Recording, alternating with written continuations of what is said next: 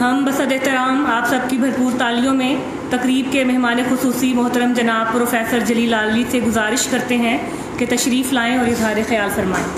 Professor جلیل عالوی۔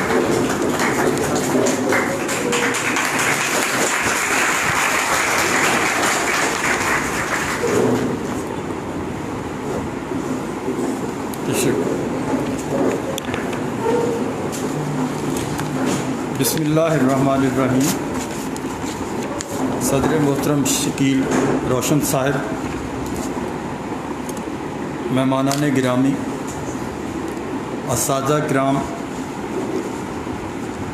معزز حاضرین و عزیز طلباء و طالبات، مجھے پہلی بار یہ شرف حاصل ہو رہا ہے کہ الحمد یونیورسٹی میں حاضر ہو رہا ہوں۔ ویسے تو میں اس یونیورسٹی کے بہت سارے مذاکروں میں انٹرنیٹ پر شریک ہو چکا ہوں، لیکن یہ تجربہ مجھے بڑا اچھا لگ رہا ہے، اور مجھے جب بھی کبھی کسی یونیورسٹی میں یا کسی کالج میں جانے کا موقع ملتا ہے، چونکہ اپنی بھی ساری عمر اسی دشت کی سیاحی میں گزری ہے، اس لیے میں اسی طرح سے محسوس کرتا ہوں جیسے مچھلی دوبارہ اپنے تالاب میں آ گئی۔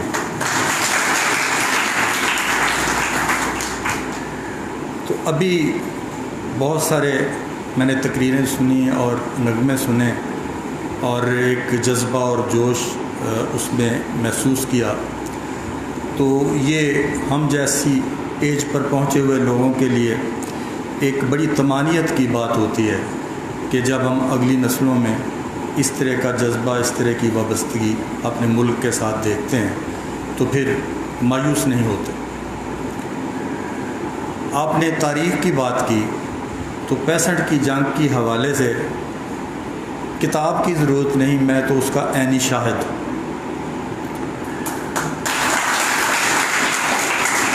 لہذا کچھ باتیں آپ کو اسی یعنی شہادت کے حوالے سے میں پیش کرتا ہوں۔ میں میں نے کیا تھا اور ستمبر شروع ہو گیا تھا ایم اے اردو میں داخلہ لینے کے لیے اورینٹل کالج پنجاب یونیورسٹی میں ہم گئے، اور ادھر جنگ جاری تھی اور ادھر ہم اپنا داخلے کے جو پروسیس تھے اور وہ کارروائی مکمل کر رہے تھے۔ تو وہاں جانے سے پہلے میں قصبہ کوٹ رضا کشن میں رہتا تھا، تو ایک تو تجربہ یہ ہوا کہ جب ڈاگ فائٹنگ ہوتی تھی جہازوں کی، تو لوگ بجائے سرنگوں میں جانے کے، خندقوں میں جانے کے، چھتوں پر آ جاتے تھے اور نعرے لگانا شروع کر دیتے تھے، اور ایک طیارہ دشمن کا ہمارے قصبے کے اسٹیشن کے قریب گرا اور زمین میں دھس گیا۔ تو ہم اس کو بڑے شوق سے دیکھنے گئے سب مل جل کر۔ پھر لاہور میں داخلے کے لیے آ گئے، تو لاہور میں یہ دیکھا کہ جب ہمارے فوجی جوان واگے کی طرف جا رہے ہوتے تھے تو لوگ انہیں ہار پہنا رہے ہوتے تھے، اور لاہور والے کلہاڑیاں اور لاٹھیاں لے کے واگے کی طرف دوڑ پڑے کہ ہم دشمن کا مقابلہ کریں گے۔ آپ جانتے ہیں کہ جب کبھی اس طرح کی صورتحال ہو تو لٹریچر میں یہ ہوتا ہے کہ چیزیں جو لکھی جاتی ہیں انہیں ہم کہتے ہیں یہ ہنگامی ادب ہے، اضطراری ادب ہے، لمحاتی ادب ہے اور جذباتی ادب ہے۔ لیکن 65 کی جنگ میں جو کچھ لکھا گیا وہ ہمارے ادب کا مستقل حصہ بن گیا۔ وہ اتنی گہرائی سے لکھا گیا، اپنی تخلیقی شخصیت کی کلیت میں ڈوب کر لکھا گیا کہ وہ حرف جو ہے ہمیشہ ہمیشہ کے لیے روشن ہو گیا۔ میں آپ کو بہت ساری چیزیں سناؤں گا، لیکن میں یہاں آپ کو ایک کچی پکی اپنی 2 چیزیں سنانا چاہتا ہوں جو میں نے داخلہ لیتے ہی بی اے کے بعد جنگ ستمبر کے دوران جو میرے جذبات تھے، امجد اسلام امجد بھی میرا کلاس فیلو تھا، تو ہم دونوں نے کچھ نہ کچھ لکھا تو میں نے جو لکھا میں آپ کو وہ سناتا ہوں، اور اسے اسی نظر سے سنیے کہ ایک BA کا طالب علم جو ہے وہ MA کے فرسٹ ایئر میں داخل ہوا ہے، اس لیول پر وہ کیا کہہ رہا ہے۔ تو ایک تو ابھی چونڈا کے محاذ کا ذکر ہوا، میں نے اس کے لیے 5-6 شعر لکھے تھے، لیکن مجھے اس وقت صرف 3 شعر یاد مجھے جو رہ گئے میں لکھ کے لایا ہوں کہ سیال کوٹ کے میدان میں اپنی جان دے کر جلائی تم نے حیات دوام کی قندیل، خوشا کہ تم نے غرور غنیم توڑ دیا، خوشا کہ تم نے غرور غنیم توڑ دیا، بنا کے سامنے ٹینکوں کے چھاتیوں کی فصیل، خوشا کہ تم نے غرور غنیم توڑ دیا، بنا کے سامنے ٹینکوں کے چھاتیوں کی فصیل، ہے سہل دعوی عشق و وفا مگر عالی، بہت کٹھن ہے تقاضائے عشق کی تکمیل۔ اور پھر میں نے اعلان جنگ کے نام سے کوئی ترانہ ٹائپ کچھ ایک نظم سی لکھی ہوئے، اس کے بھی شعر آپ کو سناتا ہوں۔ ہم نے تو حشر کے آنے کو بہت ٹالا ہے، وقت نے اپنے تقاضوں کو بدل ڈالا ہے، ہر جوان دیس کا ایک شعلہ جوالا ہے، آج ہر ہاتھ میں بندوق ہے یا بھالا ہے، ساتھیوں آنکھ میں بجلی کے شرارے بھر لو، ان شراروں کو مقدر کے ستارے کر لو، اپنی گفتار کو شعلوں کی حرارت دے دو، اپنے کردار کو چٹان کی قوت دے دو، اپنی رفتار کو طوفان کی ہیبت دے دو، اپنی تلوار کو اب خوئے قیامت دے دو، گردش دہر کے انداز کا احساس کرو، موسم جنگ کی آواز کا احساس کرو۔ اور آخری بند ہے، اپنے پندار کے پرچم کو اڑانے کے لیے، صحن و بازار کو لٹنے سے بچانے کے لیے، ظلم کی بڑھتی ہوئی آگ بجھانے کے لیے، بربریت کے نشانوں کو مٹانے کے لیے، اپنی جانوں کو بھی بے خوف لڑانا ہوگا، ہم ہیں محمود یہ دشمن کو بتانا ہوگا۔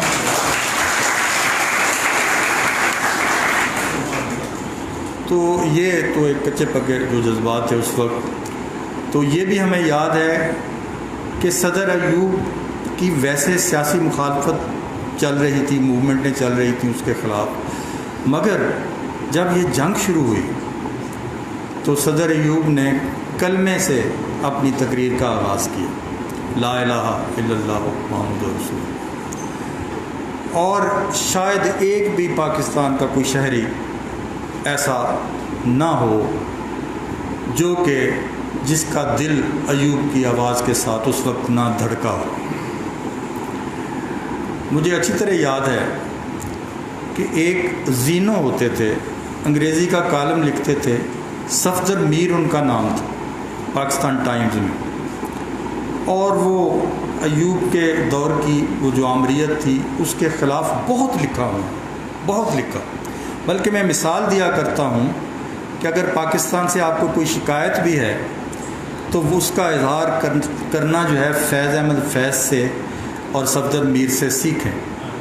اب فیض احمد فیض جب یہ کہتے ہیں کہ نثار میں تیری گلیوں پہ اے وطن کے جہاں، تو جب نثار ہو کر کوئی بات کرے تو آدمی سن لیتا، بھی کرو شکایت، محبت سے کر رہے ہو۔ تو صفدر میر جو تھا وہ مخالف تھا صدر ایوب کا، لیکن اس نے ایک طویل نظم لکھی، آواز اس کی بڑی شیروں کی طرح سے دھاڑتا تھا، اور اس نے ایک ٹرک لیا، ٹرک کے اوپر ایک پلیٹ فارم بنایا، اکیلا بندہ لاؤڈ سپیکر لے کر، مائک لے کر پورے لاہور کا اس نے چکر لگایا، اور جو نظم پڑھی میں اس کے آپ کو 2-3 لائنیں سناتا ہوں۔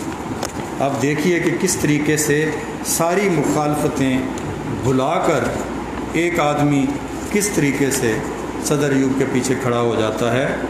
وہ یہ تھا کہ میری آنکھوں میں خون اتر آیا ہے، تیری آنکھوں میں خون اتر آیا ہے۔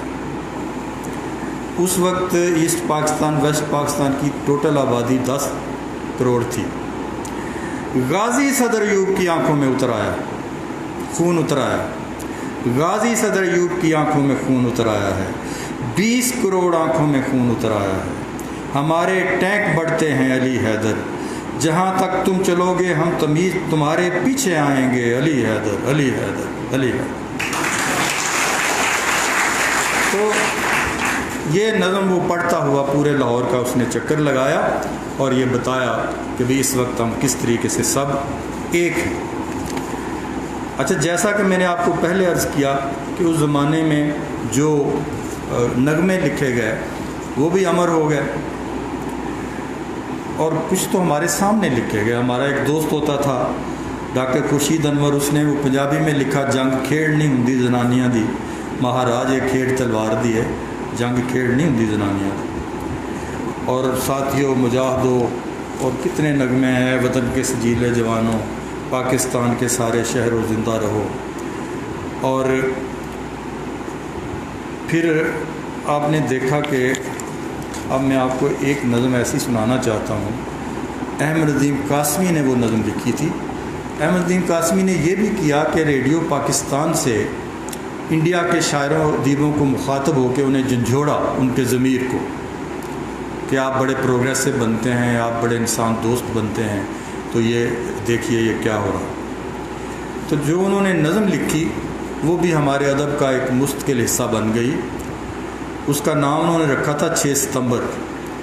تو کچھ منتخب شعر اس کے میں آپ کو سناتا ہوں کہ چاند اس رات پہ نکلا تھا مگر اس کا وجود ایسے خون رنگ تھا جیسے کسی معصوم کی لاش۔ پہلے انہوں نے جنگ کی تصویر کھینچی۔ تارے اس رات بھی چمکے تھے مگر اس ڈھب سے جیسے کٹ جائے کوئی جسم حسین کاش بکاش۔ اتنی بے چین تھی اس رات مہک پھولوں کی جیسے ماں جس کو ہو کھوئے ہوئے بچے کی تلاش۔ اتنی بے چین تھی اس رات مہک پھولوں کی جیسے ماں جس کو ہو کھوئے ہوئے بچوں کی تلاش۔ راستے بند تھے لاشوں سے پٹی گلیوں میں، بھیڑ سی بھیڑ تھی، تنہائی سی تنہائی تھی۔ اتنے بیدار زمانے میں یہ سازش بھری رات میری تاریخ کے سینے پہ اتر آئی تھی۔ دیکھیں کس درجے کی شاعری انہوں نے کی، اور ہنگامی پہلو سے۔ آخری بار اندھیروں کے پجاری سن لیں، میں اجالا ہوں، سحر ہوں، میں حقیقت ہوں، میں محبت کا تو دیتا ہوں محبت سے جواب، لیکن ادا کے لیے قہر و قیامت ہوں میں۔ میرا دشمن مجھے للکار کے جائے گا کہاں، خاک کا تیش ہوں، افلاک کی دہشت ہوں۔ اسی طریقے سے منیر نیازی نے جو نغمہ لکھا اس نے تو مجھے یاد دلا دیا کہ ہماری ہسٹری کمیشن کی چیئر پرسن ہوتی تھی ڈاکٹر کنیز یوسف، یہ آپ کی قائد اعظم یونیورسٹی کی وائس چانسلر بھی وہ رہی۔ تو ایک محفل میں انہوں نے قائد اعظم کی طرح کا ایک جملہ بولا جس میں کوزے کو دریا بند کر دیا اور جس پر کئی کتابیں لکھی جا سکتی۔ اس نے کہا کہ میں تاریخ کی ادنا سی طالب علم ہوں، میں یہ سمجھتی ہوں کہ تشکیل پاکستان 1400 سال میں مسلمانوں کی دوسری بڑی کامیابی ہے۔ قائد اعظم نے کہا تھا نا کہ پاکستان اس روز بن گیا تھا جب پہلا ہندوستانی مسلمان ہوا تھا، گویا اس روز ایک نئی تہذیبی قومیت شروع ہو گئی تھی۔ اب اسی کے ساتھ جوڑ کے اس بات کو دیکھیے کہ یہ تشکیل پاکستان 1400 سال میں مسلمانوں کی دوسری بڑی اچیومنٹ ہے۔ مجھے تھوڑا سا وقت ملا تو میں اس پر تھوڑی روشنی ڈالوں گا، لیکن پہلے یہ بات جو شروع کر رکھی ہے وہ پوری کروں۔ تو منیر نیازی نے اسی بات کو بھی یہ کتنی بڑی کامیابی ہے کیسے بیان کیا۔ تو بھی ہے ہجرت کدا شہر مدینہ کی طرح،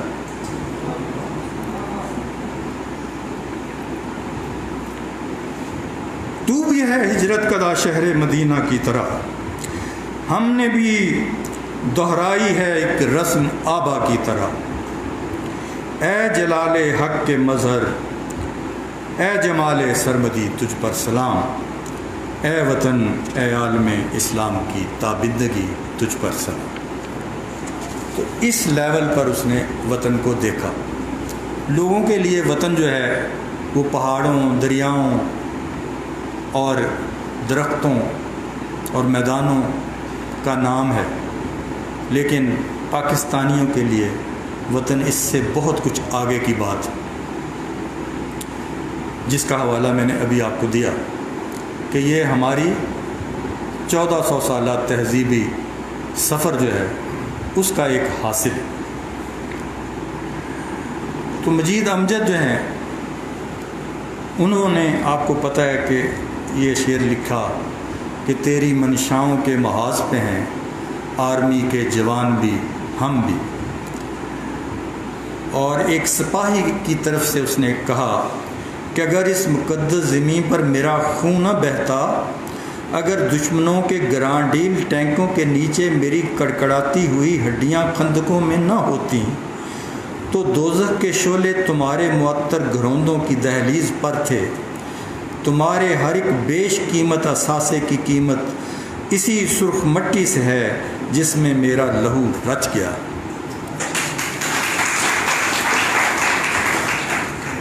اب میں اس بات کی طرف آتا ہوں جو میں نے آپ کو کہا کہ میں اس پر تھوڑی سی روشنی ڈالوں گا۔ ایک تو آپ دیکھیے کہ ذکر ہوا تھا، ڈاکٹر شیر صاحب نے کیا تھا ہندوستان میں رہ جانے والے مسلمانوں کا اور تعلقات بہتر رکھنے کا۔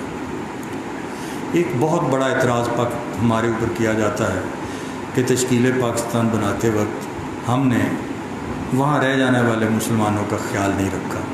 تو اس کے 2-3 جواب ہیں، یہ ضرور آپ کو ذہن نشین کر لینے چاہیے۔ ایک جواب تو یہ ہے کہ ان سب کو یہ پتہ تھا کہ انہوں نے کبھی اس ملک میں نہیں جانا جو مسلمانوں کے لیے بن رہا ہے، پتہ تھا انہوں نے پھر بھی اس کے لیے ووٹ کیا۔ یہ ملک ووٹوں سے بنا ہوا ہے، کسی زبردستی سے نہیں بنا ہوا، تو پھر بھی انہوں نے اسے ووٹ کیا۔ تو گویا انہوں نے قربانی دی اس جنوبی ایشیا میں ایک اسلامی مملکت کے قیام کے لیے۔ تو وہ معترضین سے کہیں زیادہ تاریخی شعور رکھتے تھے، جن کو پتہ تھا کہ انہوں نے پاکستان میں نہیں جانا، اور انہوں نے کہا لیکن مسلمانوں کے لیے ایک آزاد مملکت کے بننے کے کیا معنی ہیں وہ زیادہ جانتے تھے بہتر طریقے سے۔ دوسری بات، وہ ایک دلیل دیتے ہیں کہ آج آبادی دیکھیں کتنی ہے، بنگلہ دیش کی جمع کریں، اس پاکستان کی جمع کریں اور وہاں کی جمع کریں۔ تو اس کا جواب یہ ہے کہ ایک تو یہ دیکھیں کہ جتنی آبادی تحریک پاکستان کے زمانے میں مسلمانوں کی ہندوؤں کے مقابلے میں تھی، اتنی ہی اب وہاں تقریباً ہو گئی۔ تو اگر اتنی تناسب کے ساتھ ان کے مذموم عزائم کا کوئی مقابلہ کیا جا سکتا تھا، تو ہسٹری آپ کو کیا بتا رہی ہے کہ اس آبادی کے اسی تناسب کے ساتھ ان کا وہاں کیا حال ہے، آپ یہ دیکھ رہے ہیں۔ تو یہ تو آج ہے نا آپ کی تعداد، تو یہ تعداد کیسے ہوتی ہے آپ کی؟ اگر اسی وقت سے 15 اگست سے وہ حال شروع ہو جاتا جو وہاں کے مسلمانوں کا کیا جا رہا ہے، تو آپ تو بہت سارے کمپرومائز کر جاتے، بہت سارے تو ہندو ہو چکے ہوتے۔ بعد میں اس لیے آپ کو یہ عرض کر رہا ہوں کہ اس طرح تاریخی جو اضافیت ہوتی ہے اس کو سمجھنے کی کوشش کرنی چاہیے۔ یہ بڑے شیلو، بڑے اتھلے قسم کے اعتراضات۔ آپ دیکھیں کہ جب پاکستان آزاد ہوا تو دنیا میں کتنے مسلمان ملک تھے آزاد؟ کوئی نام بھی نہیں آپ جانتے ہوں گے سوائے ترکی کے یا ایک آدھ اور۔ لیکن اس کی مثال سے اور اس کی مدد سے ہم نے 10 ملک آزاد کروائے۔ ابھی آپ نے دیکھا کہ روس سے جو مملکتیں آزاد ہوئی مسلم، پاکستان کی مدد سے آزاد ہوئی۔ ابھی پوری دنیا بلیم دے رہی ہے، ویسٹ بلیم دے رہا ہے کہ بھی یہ جو افغانستان کی آزادی ہے اس میں پاکستان کا ہاتھ ہے۔ تو اس پاکستان کو تو اللہ نے اپنی کسی مشیت سے بنایا اور اس کے آپ دیکھ رہے ہیں اس کے جلوے کہ گئی گزری حالت میں جب پوری دنیا نے ہمارا گھیراؤ کر رکھا ہے. یہ کس لیے یہاں 50 ملک بیٹھے ہوئے تھے افغانستان میں؟ نشانہ تو ہم تھے نا.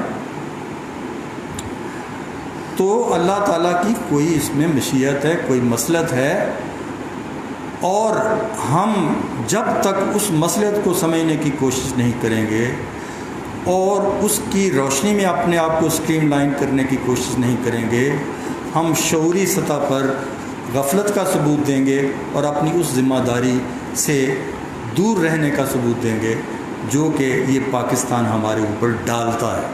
تو میں نے کہا کہ یہ پہاڑوں کو, دریاؤں کا, درختوں کا, میدانوں کا صرف نام نہیں, یہ اس سے آگے دنیا کے اندر.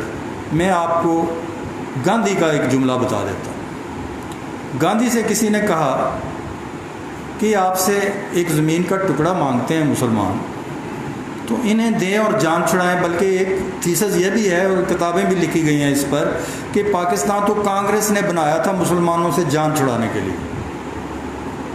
اگر یہ بات ہوتی تو گاندھی یہ نہ کہتا جو میں اب بتانے والا. تو گاندھی کو جب یہ کہا گیا کہ ان کو دیں اور جان چھڑائیں ان سے, تو یہ جان چھڑائے والی بات کی تھیسس ہے نا, وہ جو کہتے ہیں کہ جان چھڑانے کے لیے بنوایا تھا, تو اس کی تو تکذیب جو ہے گاندھی کر رہا ہے. گاندھی نے یہ کہا نہیں بھائی, یہ اتنی سادہ سی بات نہیں جو آپ سمجھ رہے ہیں.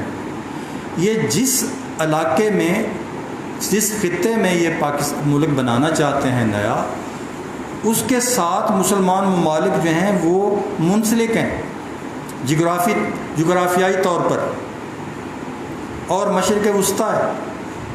یہ تو دنیا کی تاریخ میں ایک بہت بڑا بریک تھرو ہوگا, اور وہ بریک تھرو کیا آپ کو نظر آ نہیں رہا پاکستان کی سگنیفیکنس کے بعد؟ تو اللہ تعالیٰ پاکستان کی اس گہری معنویت سے آپ کو آشنا ہونے کا دے, یہ آپ کو دے, اللہ تعالیٰ یہ سعادت نصیب کرے. اس دعا کے ساتھ میں آپ سے اجازت چاہتا ہوں. بہت